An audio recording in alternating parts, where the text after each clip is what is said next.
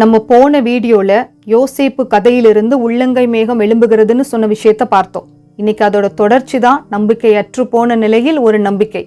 இதை நம்ம பவுலோட கதையிலிருந்து பார்க்க போறோம்.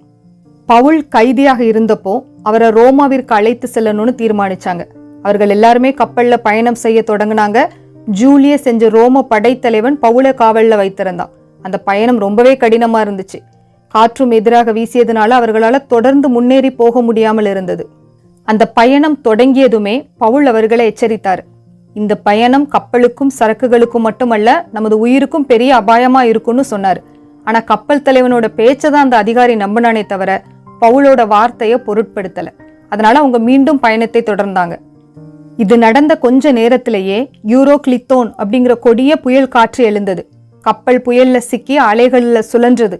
அவங்க எப்படியாவது கப்பலை காப்பாற்றணும் அப்படின்னு கயிறுகளால கட்டினாங்க. சரக்குகளையும் கப்பல் உபகரணங்களையும் கடல்ல வீசி எறிந்தாங்க.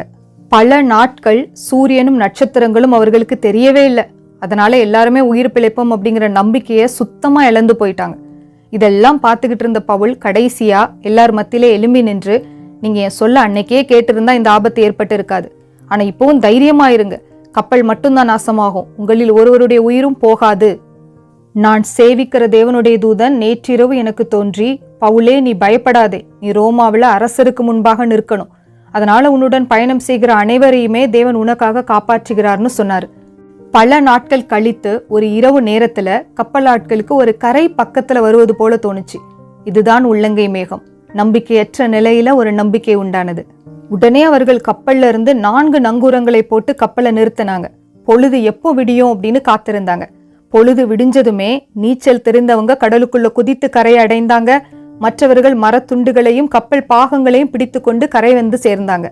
நம்பிக்கையற்ற நிலையில இருந்த அவர்களுக்கு இந்த கரையை பார்த்த அனுபவமானது உள்ளங்கை மேகம் எழும்புகிற அனுபவம். அந்த அடையாளமானது அவர்களுக்கு தைரியத்தையும் தொடர்ந்து செயல்படக்கூடிய பலனையும் கொடுத்தது. அதன்படி அவங்களும் பிரயாசப்பட்டு எல்லாருமே தப்பி கரை சேர்ந்தாங்க.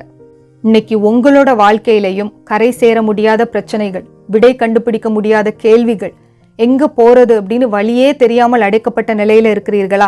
உங்கள் வாழ்வில் ஒரு விடுதலையின் மேகம் எழும்பும். அப்ப அடைக்கப்பட்ட கதவுகள் தானாக திறக்கும். உங்களுடைய இப்போதைய பிரச்சனையை மாற்ற எந்த மனுஷராலையும் வேணா முடியாம இருக்கலாம். ஆனா நம்ம ஆராதிக்கிற தேவன் சர்வ வல்லமையுள்ளவர்.